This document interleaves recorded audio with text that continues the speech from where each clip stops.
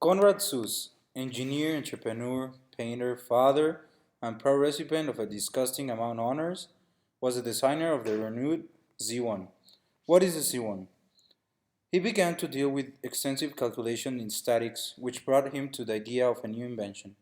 Designed from 1935 to 1936 and built by Zuge himself in his parents' living room in 1936 to 1938.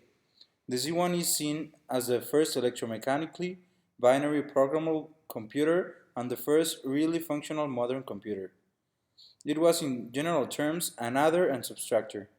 It reads instructions from punched tape and using Boolean logic and binary numbers. It could perform addition, subtraction, multiplication, and division. Quoting Konrad Zuge, I remember mentioning to friends back in 1938 that the world chess champion would be beaten by a computer in 50 years' time. Today we know computers are not far from this goal. His desire and approach in building a programmable replacement for mechanical desktop calculators defined computing as a new data formation from specific input.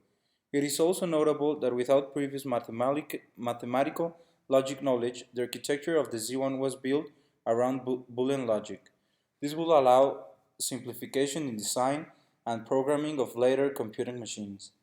In order to have a reliable system or machine, a proper memory was needed, so he deemed the decimal system based memories to be unsuitable and came up with a binary solution, where elements would only store what he called yes or no values. This solution paved the way for complex microprocessors.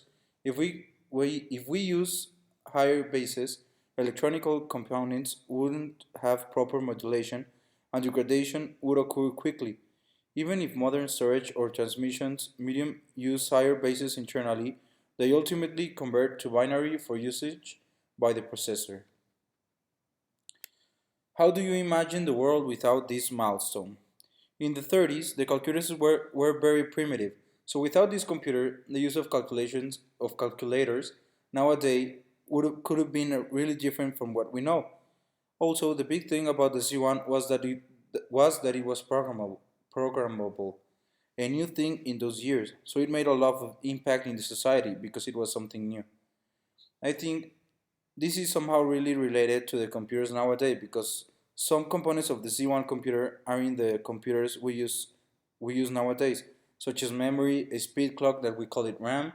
So maybe if this computer was never invented, computers might be a lot different. Maybe not in a hardware way, but in the way they work.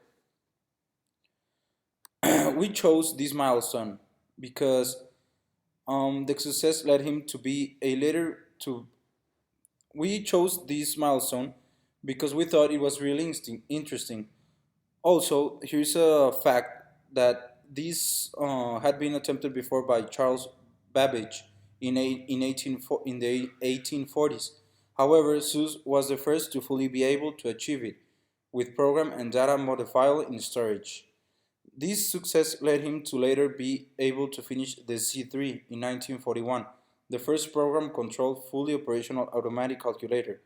For this, he received the Werner von Siemens Ring in 1964. Also, between 1943 and 1945, he developed the Plancalcul language, the world's first high-level programming language, and he left a legacy of over 50 patents.